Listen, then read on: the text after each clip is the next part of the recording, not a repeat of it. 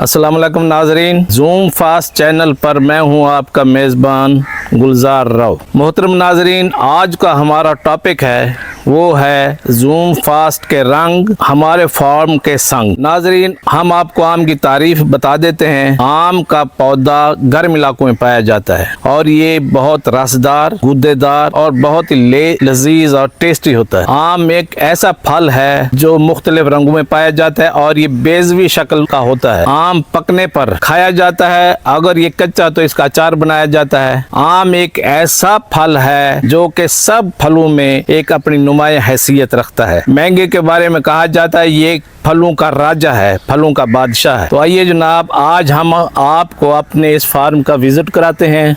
इसमें मुख्तलिफ वैरायटीज़ के बारे में आपको बताते हैं और उनकी हार्वेस्टिंग, उनकी पैकिंग और लोडिंग के बारे में आपको एक लाइव प्रोग्राम दिखाते हैं। मोहतरम नाजरीन, आम एक ऐसा फल है जो जायके में मीठा, शीरीं और ग़िज़ाइयत से भरपूर है। इसमें विटामिन ए, विटामिन सी और विटामिन ई पाया जाता है जो कि हमारी सेहत के लिए बहुत ही ज़्यादा मुफीद है। तो नाजरीन, सबसे पहले हम अपने इस मैंगो फार्म में आपका विज़िट कराते हैं, आपको दिखाते हैं सिंधड़ी आम। ये एक सिंधड़ी आम है, इसका वज़न 1 किलो के बराबर होगा और ये आम ख़ास तौर पर जूस के काम आता है। इंतहाई मीठा होता है, लजीज होता है और टेस्टी होता है। और ये आम पाकिस्तान से एक्सपोर्ट भी किया जाता है, जिससे पाकिस्तान की मैशत में ये आम अहम किरदार अदा करता है। एक और वैरायटी गुलाब, और ये गुलाब मीठा होता है लेकिन हल्का सा तुर्श भी होता है। नाज़रीन, मुख्तलिफ आम की वैरायटी के साथ साथ हमारे इस मैंगो फार्म में एक वैरायटी ये जो है, इसका नाम है लेट चौंसा। और ये लेट चौंसा इंतहाई लजीज होता है। लेट चौंसा ये दरख्त पे नहीं पकता, बल्कि इसको तोड़कर पेटियों में बंद करके मसाला लगा के इसको पकाया जाता है। और ये ऐसा फल है जो कि दिसंबर तक खाया जा सकता है।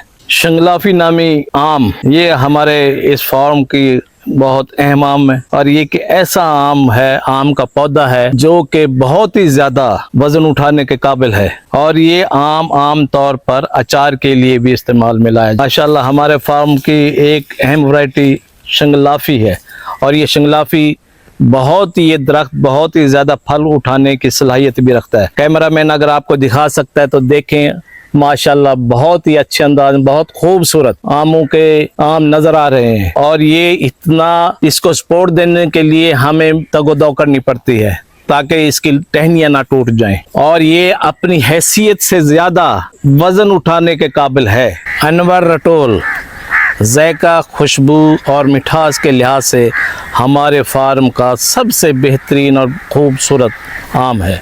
ये आम मकामी मार्केट और बैनुल अक़वामी मार्केट में अपने मेयार के हिसाब से बहुत ही पसंद किया जाता है। अनवर रटोल आम जून से जुलाई के महीने में पक कर तैयार हो जाता है और इसमें विटामिन ए, विटामिन सी और फाइबर की वाफिर मिकदार होती है जो कि हमारी सेहत के लिए बहुत ज़रूरी है।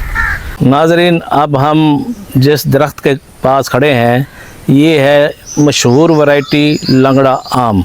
और ये आम पाकिस्तान और भारत में यकसा मकबूल है और इसका जायका मुनफरद है और खुशगवार है। लंगड़े आम की खासियत ये भी है कि पकने तक इसका रंग यकसा तौर पर हल्का सब्ज रहता है। नाजरीन, चौंसे की 3 अक़साम में से एक किस्म काला चौंसा है। ये जायके में मीठा होता है और दीगर आमों की निस्बत ये लेट आता है। नाजरीन, फलों का बादशाह आम और आम का बादशाह सफ़ेद चौंसा। सफ़ेद चौंसा पाकिस्तान के मुमताज़ आमों में शुमार होता है और ये आम अपनी मुमताज़ खुसूसियत की वजह से अवाम में बहुत ही पसंद किया जाता है। इसका जायका बहुत लजीज होता है और ये आम अवाम में, शायकीन में बहुत ही मकबूल है। सफ़ेद चौंसा पकने पर हल्का पीला और सुनहरी होता है और इसमें एक सफ़ेद सी झलक भी होती है। इस आम में vitamin A, vitamin C, fibre और दीगर मादनियात पाई जाती हैं जो कि हमारी सेहत के लिए बहुत ही ज़्यादा मुफीद हैं। नाजरीन, हम इस वक्त अपने फ्रूट फार्म पे खड़े हुए हैं और आपको तुड़ाई से लेकर बाकी तमाम मराहिल तक सब लाइव दिखाना जा रहे हैं। तो ये देखें कि कैसे तोड़े जाते हैं और तोड़ कर इनको नीचे डाल दिया जाता है। ये आम कुंडी के ज़रिए तोड़े गए हैं। इसके अलावा बाज़ नौजवान ऊपर खड़े हुए हैं जो कि हाथों के साथ तोड़कर नीचे आम पहुंचाने में अहम किरदार अदा कर रहे हैं। तो नाजरीन, मैं आपको यहाँ पर ये भी बताता चलूँ कि आम की तोड़ाई ये कुंडी के ज़रिए भी हो रही है और ऊपर नौजवान चढ़े हुए हैं जिन्होंने हाथ के साथ तोड़े हैं ये आम और इनको इस टोकरी नुमा चीज़ में डाला है और ये नीचे आ जाएंगे। इसके बाद इन आमों को भी पैकिंग पॉइंट पर ले जाया जाएगा। डन। तो नाजरीन, आम की तोड़ाई के बाद जो अगला मरहला होता है वो है पैकिंग का। तो आम की तोड़ाई के बाद अब आपके सामने ये नौजवान जो है ये आम को लेके पैकिंग पॉइंट पे जा रहे हैं। तो लीजिए ये देख लें आप, आम की तोड़ाई हुई, उसके बाद इनको एक ऐसे पॉइंट पे लेके जाया जा रहा है जहाँ पर इनकी पैकिंग होगी और ये पेटियों में भरे जाएंगे। स्लोटो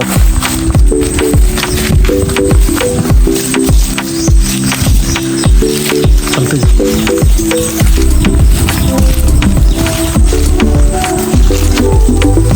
तो हमारे मैंगो फार्म में बहुत ही खूबसूरत और ये नौजवान देख रहे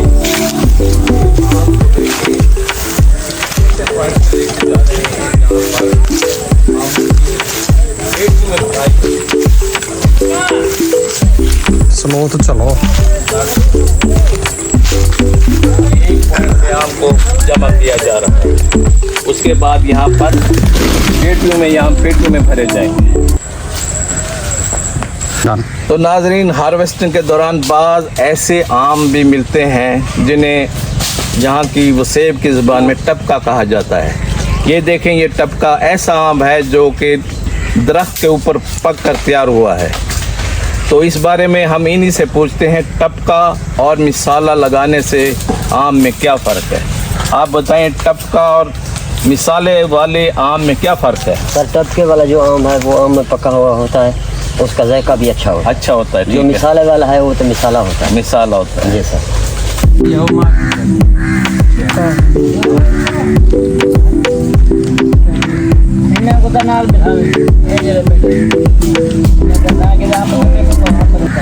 हम तो नाजरीन, हमारे इस फ्रूट फार्म में ये भी आपको बताता चलूँ कि इस वक्त तोड़ाई के बाद आमों की डिवीजन हो रही है।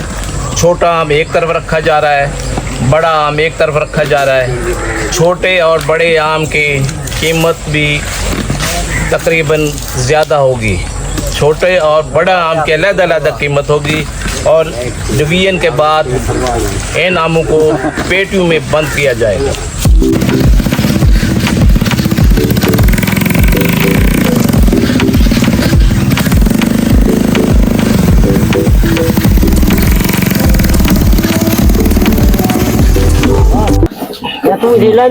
नाजरीन कराम, आम की तोड़ाई के बाद उनको पेटियों में पैक किया जाता है और ये पेटियां आपके सामने लाई जा रही हैं। इसके बाद इनकी पैकिंग का अमल शुरू होगा।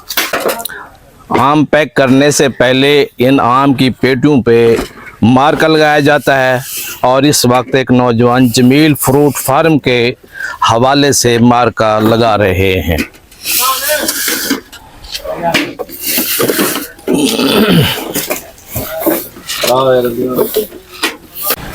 नाजरीन, हमारे इस मैंगो फार्म पे दो वैरायटियाँ इस वक्त आपके सामने पड़ी हैं।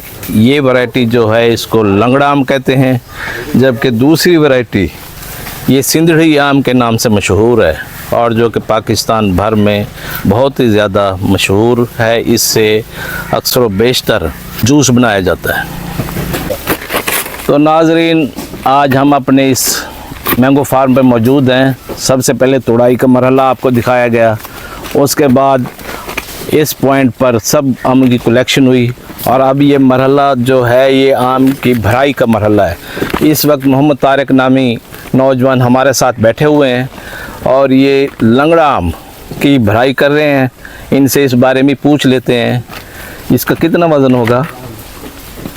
12 kg होगा। ये 12 केजी बता रहे हैं कि इसका वज़न 12 केजी है, और मेरे ख्याल पकने के बाद 10 केजी, नहीं 12 ही होता है। पकने के बाद 12 केजी रहेगा। 12 kg रहेगा।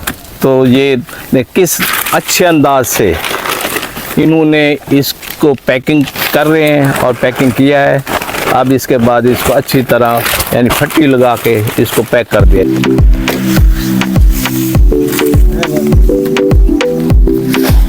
ओके,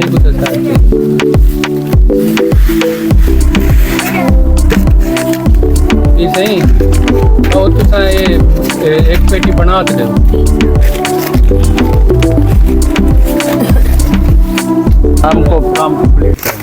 आम को सिंदड़ी आम को पैक करने के बाद अब इस पे फटियां लगा के इसको मुकम्मल तौर पे बंद कर दिया जाएगा, और इसको 2-3 दिनों तक इंशाल्लाह ये पक जाएगा और मंडी में रवाना कर दिया जाएगा।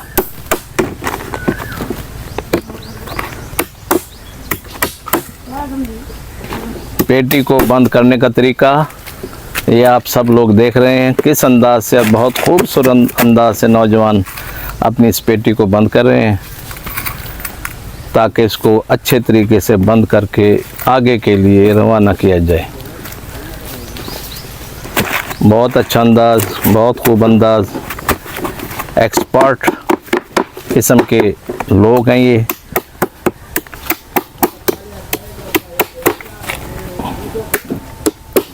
और इस तरह ये तोड़ाई के बाद इसकी भराई का अमल मुकम्मल हो चुका है। चलो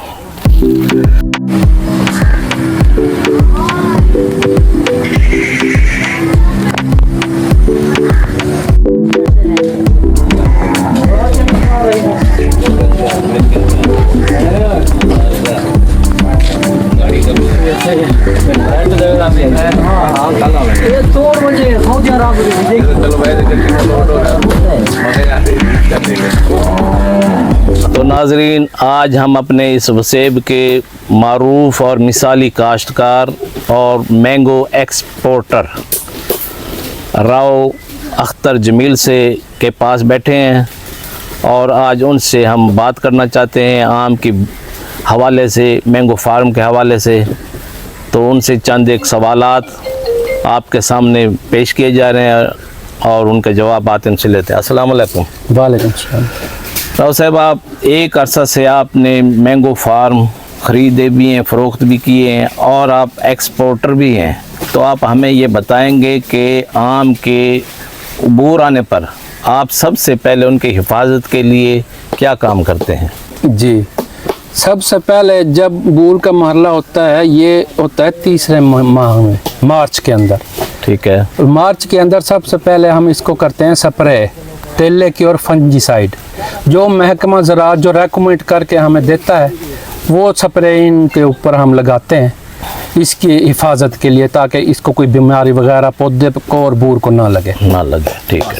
ये बूर पर स्प्रे के बाद अगले मरहले में आप अपने आम की हिफाजत के लिए, बूर की हिफाजत क्या काम करते हैं?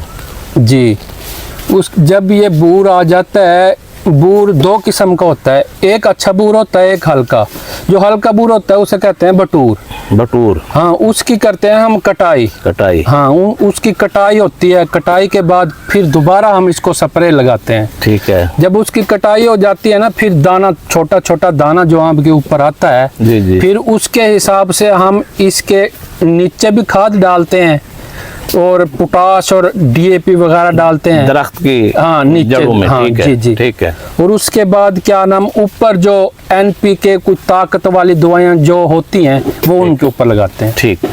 राव साहब, ये स्प्रे, बोर पर स्प्रे के बाद आप इसको खाद वगैरह दरख्तों के देते हैं? जी। उसके बाद आप आम जब आ जाते हैं तो उस वक्त क्या काम करते हैं? जी, जब ये दाना बन जाता है ना, खाद डालने के बाद हम इसको ज़्यादा से ज़्यादा पानी लगाते हैं। पानी लगाने से इसका सेहत ज़्यादा होता है। ठीक है। इसकी औसतन पैदावार भी ज़्यादा होती है। राव साहब, क्या आप नाजरीन को ये बताना पसंद करेंगे कि इस दफ़ा आम की फसल लेट क्यों हुई है? जी, ये मौसमी असरात की वजह से। पहले बहुत ज़्यादा सर्दियाँ रही हैं, सर्दियों के बाद एकदम बहुत ज़्यादा गर्मी पड़ गया, टेम्परेचर ज़्यादा हो गया, जिसकी वजह से आम की फसल को बहुत ज़्यादा मुतासर हुआ है। राव साहब, क्या आप नाजरीन को ये बताएंगे कि आम की फसल किस महीने से और किस महीने तक तैयार होती है और इस्तेमाल में लाई जा सकती है? जी, अब तो वैसे ही मौसम की वजह से थोड़ा फसल लेट है, वरना जो फसल का टाइम पीरियड है 15 जून से लेकर 15 सितंबर तक ये आम की फसल चलती है।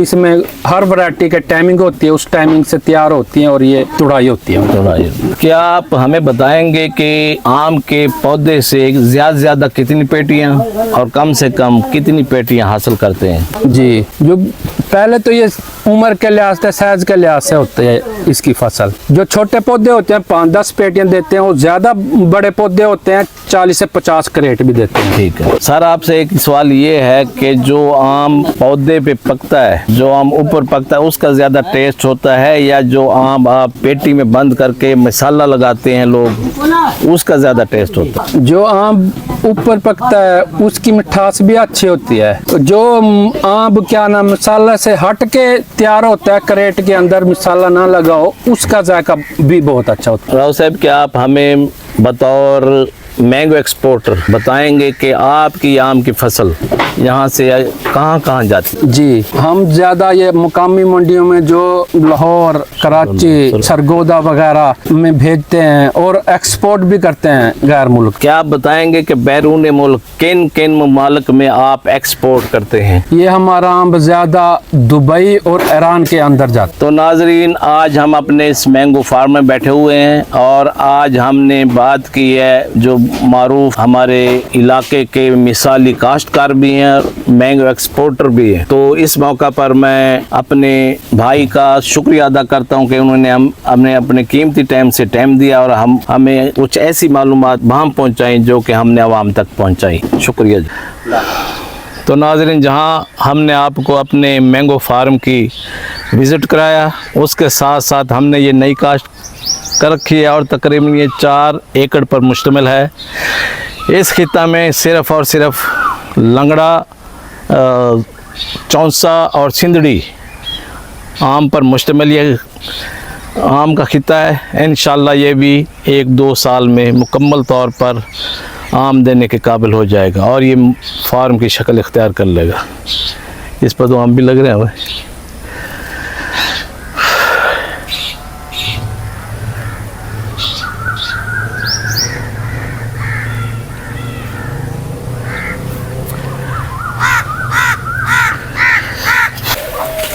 नाजरीन, जब हमारे फ्रूट फार्म में कोई दरख्त डैमेज हो जाए तो उसकी जगह हम यहाँ से नर्सरी से पौधा लेकर उसकी जगह उगा देते हैं और जिसके बाद वो फलता और फूलता है।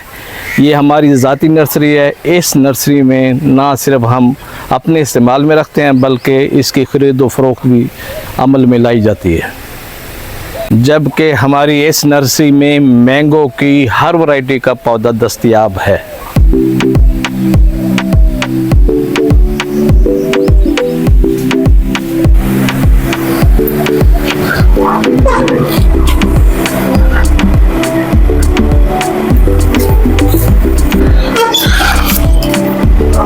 तो नाज़रीन, हम आपको बताते चलें कि मैंगो फार्म के साथ साथ मुर्गबानी का भी हमें शौक़ है और मुर्गबानी एक ऐसी चीज़ है जिससे इसकी अहमियत से इनकार नहीं किया जा सकता।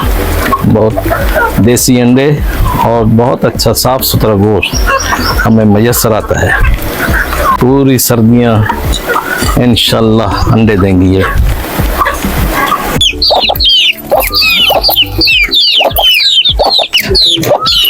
और उनके चूजे जिनको खुराक दी जा रही है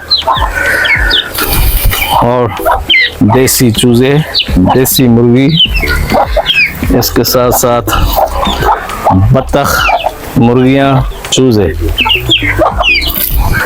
और ये देखें मुर्गियाँ आपस में लड़ते हुए भी आपके सामने।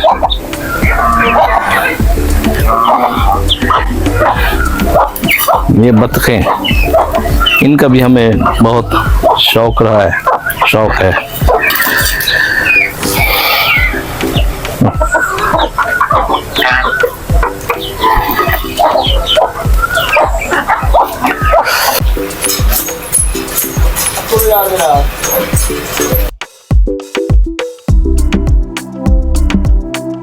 ये है जी हमारा कैटल फार्म। कैटल फार्म से माशाल्लाह अच्छे मवेशी, हर किस्म के मवेशी हैं। इसका मकसद सिर्फ़ और सिर्फ घर का दूध, साफ़ सुथरा दूध और ख़ालिस दूध हासिल करना है। नाज़रीन कराम, जहां आपने देखा गाय के साथ भैंस भी, और भैंस का दूध पाकिस्तान में ज़्यादातर इस्तेमाल में लाया जा सकता है। और माशाल्लाह हमारी भैंस और बहुत अच्छी नस्ल है ये।